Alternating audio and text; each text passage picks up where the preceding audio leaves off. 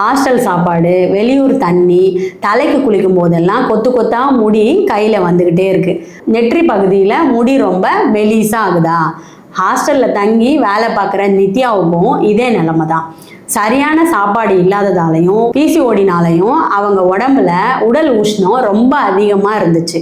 இந்த உஷ்ணம் தான் ஹேர் ஃபாலிகுல்ஸை டேமேஜ் பண்ணி முடியை உதிர வச்சிருச்சு. நித்யாவுக்கு நாங்கள் ஒரு மிராக்கிள் ஷாட் கொடுத்தோம். தினமும் காலையில் ஒரு நெல்லிக்காய், அது கூட கொஞ்சமாக கருவேப்பிலை சேர்த்து ஜூஸ் அடித்து குடிக்க சொன்னோம். இதில் இருக்கிற விட்டமின் சியும் அயனும் அவங்களோட உடல் உஷ்ணத்தை குறைச்சிருச்சு. 30 நாளில் நித்யாவுக்கு முடி கொட்டுறது நின்று புது முடி வளர ஆரம்பிச்சது. நித்யா மாதிரி இயற்கையாக உங்கள் உடம்ப ஹீல் பண்ணணுமா? கீழே கேருன்னு கமெண்ட் பண்ணுங்கள். எங்கள் 90 days சேலஞ்ச் லிங்கை நான் டிஎம் பண்ணுறேன். போதெல்லாம் கொத்து கொத்தா முடி கையில் வந்துக்கிட்டே இருக்குது. நெற்றி பகுதியில் முடி ரொம்ப மெலிசா ஆகுதா? ஹாஸ்டலில் தங்கி வேலை பார்க்குற நித்யாவுக்கும் இதே நிலைமை தான்.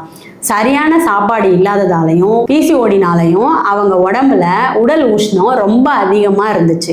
இந்த உஷ்ணம் தான் ஹேர் ஃபாலிகுல்ஸை டேமேஜ் பண்ணி முடியை உதிர வச்சிருச்சு. நித்யாவுக்கு நாங்கள் ஒரு மிராக்கிள் ஷாட் கொடுத்தோம்.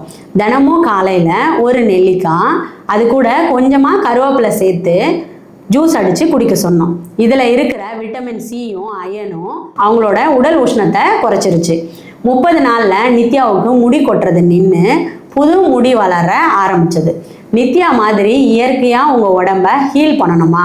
கீழே கேருன்னு கமெண்ட் பண்ணுங்கள். எங்கள் 90 days சேலஞ்ச் லிங்கை நான் டிஎம் பண்ணுறேன்.